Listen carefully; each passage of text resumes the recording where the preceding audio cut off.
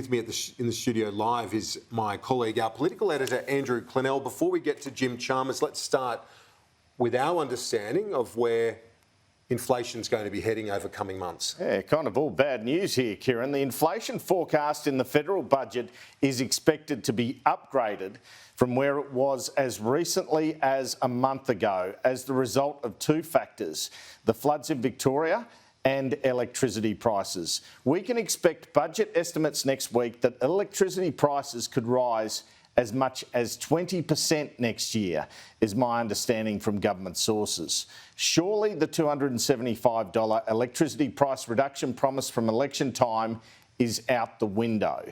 And what about this?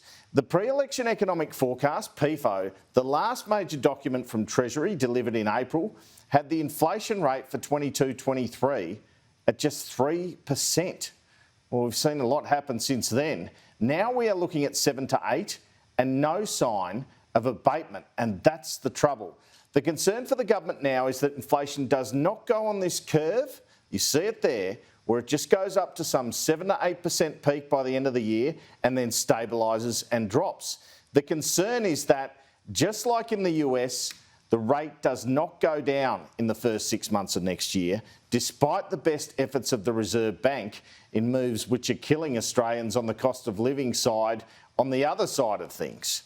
In the budget next Tuesday, expect deficits to be projected to be larger in 2024-25 and 2025-26 than they will be for 22-23 or 23-24. This is because the assumption from Treasury, as is often the case, is that commodity prices will come off.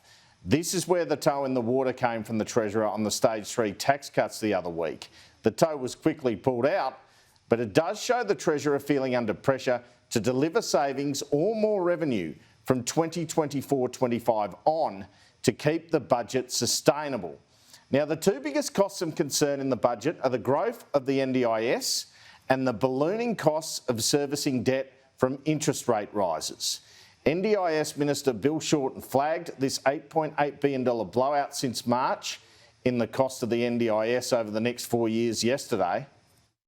And the other problem that the coalition government's left us with is that we will see, even between the March budget of this year and the budget which Treasurer Chalmers will bring down next week, an increase in the NDIS projected costs over the next 4 years of $8.8 billion across the next 4 years from the budget numbers that the coalition government provided the nation in March.